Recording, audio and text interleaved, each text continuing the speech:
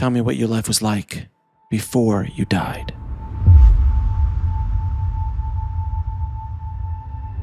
I was a kid, 7 years old. I grew up in South Dakota, tiny town, middle of nowhere, pre-internet. And my nuclear family of origin was very volatile, and to put it mildly. So I didn't necessarily have the safety and the normal structure of a supportive family. And so I was a kid, I was riding around on my little banana seat bike, and one day I went to bed, and the next day I woke up and I could see it began with auric fields.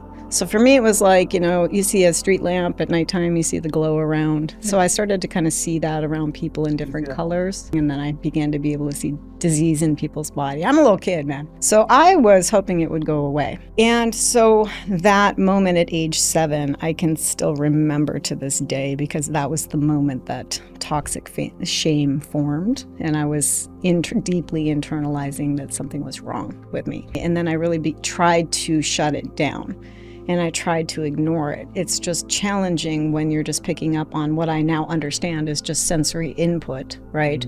That's coming into my nervous system because I'm wired differently. And there's nothing wrong with that I know now, but I didn't know that as a kid. And so I really was scared until I got into EMS, ultimately got into EMS, and the energy started working through me, and I could not ignore it any longer. So what happened was, initially in high school, I became an overachiever. And so through exercise and high performance, I kind of stifled it a bit, because I started running 10 miles a day, 10 to 12 when I was a teenager in high school still. And I was rhythmically going into a meditative state. At the time, I didn't understand what I was doing. I just knew that if I didn't move my body, I just felt so overwhelmed, and it was really hard for me to be in my body. Now, combine that with the fact that I come from an extremely violent situation. Like, it was extreme violence, physical violence, psychological violence daily. And so in addition to having this high sense perception, then I'm trying to physically survive my day-to-day environment. So intensity became very normal for me. And I took initially to over-exercising and high achieving. And it was when my mom died. She was diagnosed with cancer, and her diagnosis to death was relatively quick. It was about 6 months. Now, she was a primary teacher for me because she was a primary abuser for me. And I only wanted her love. She was very unwell, mentally unwell. And the physical and psychological attacks really tormented me and set my nervous system up for what I come to understand now, how full circle everything is. I took to the 911 system well, because I was raised in that environment. So when she died, though, that's really when it was like a linchpin within me, because I was only 17. She had a seizure, so she had non-Hodgkin's cancer. She had a seizure at my high school graduation party. She went down next to my cake. I'll forever remember that burns in your head. She went down, and that was the last time I ever saw her conscious. And so here I'm from 7 to 17,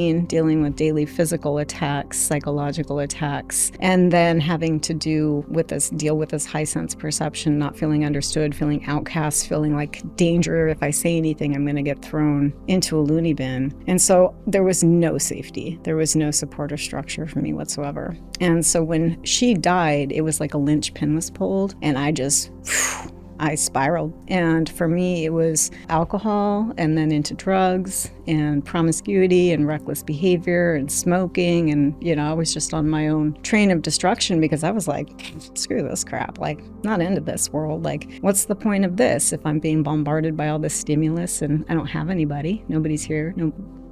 And so we went through all of that until I had my overdose in my near-death experience. So for me, it was just the heightened sense of perception, right? Going into higher states of consciousness. And I went into kind of this floating love bubble. So I had risen up out of my body and expanded. I felt very calm for the very first time. I felt very loved, and there was this nurturing energy that I had just never experienced before. And I was like, oh, thank God. I'm good. I'm done. I don't want to go back there. And then I heard a female voice probably a guide. Some people ask, who was it? Could be a guide, could be my higher self. And she was more articulate than I'm going to be, but she's like, yeah, we know it's hard. You're not done. And I was like, I was floating, there's fractals, it's golden mandalas, everything is just wonderful. And I hear this and I'm like, no, I'm good. Thanks, though. And essentially, she showed me through visual. We understand it's been very hard. If you choose to go back, you're actually going to incorporate this and help a lot of people who are like you. And when you're in a heightened state of consciousness, everything makes sense simultaneously. So I'm able to see, hear, and feel everything at the same time, and it's not overwhelming, right? And it just makes sense. And I'm like, oh yeah, of course, cool. And I obviously chose to come back. And when I slammed back into my body, reality sets in, right? Because you're back into duality. You're back into the tangible reality. And I had to crawl over to the phone and dial 911. And that was my first ever experience with 911. And this guy comes, and I'll just never forget him as long as I live, because I'm just like this hot mess on the floor, right? I was like 19. And he walks in, he's got his little stethoscope, buzz cut, his little glasses. He was just a dick. And it was very pivotal for me, though. It was very important because this was my first experience with 911, paramedics, anything. And I remember sitting on that gurney just feeling like, dude, this is the worst moment of my life. And I remembered thinking, if I'm ever in a position like that, I'm going to do it differently. I was still closeted, and I was I had gone up to college in that area, very lost, very disconnected, no sense of safety, structure, support, no financial help, nothing. And so I had spiraled and hit that low point.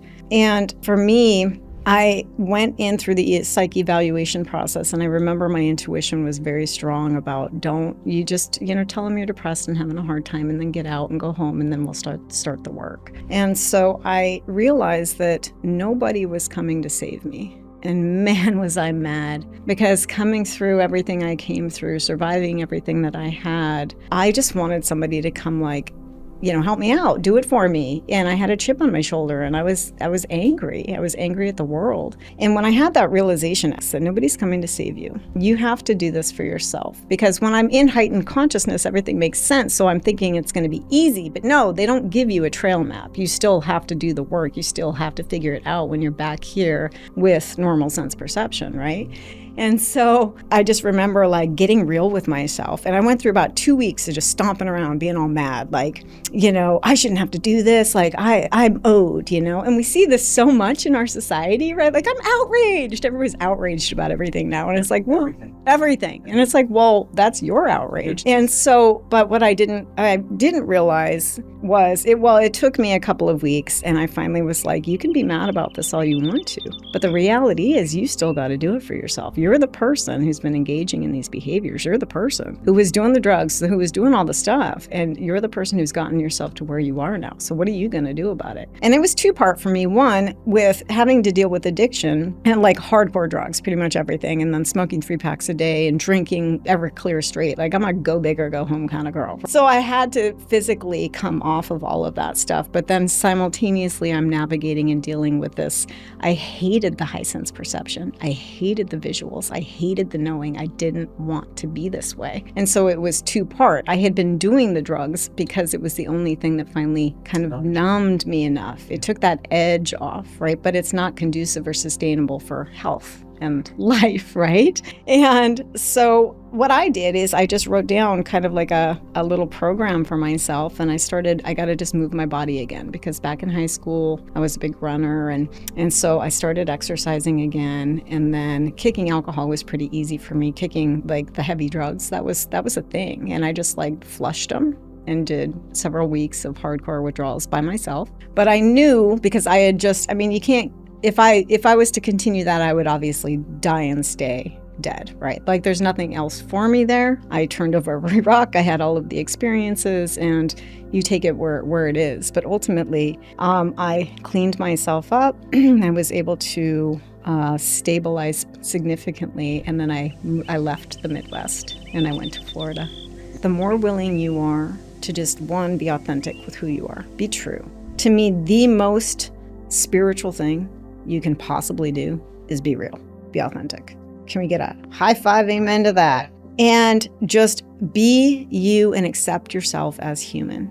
And the spiritual construct of I need to be a certain way and always happy and flowing and etheric, and it's a construct. That's not the reality. You're not etheric if you get out of bed at 2 a.m. to go pee and you stub your toe.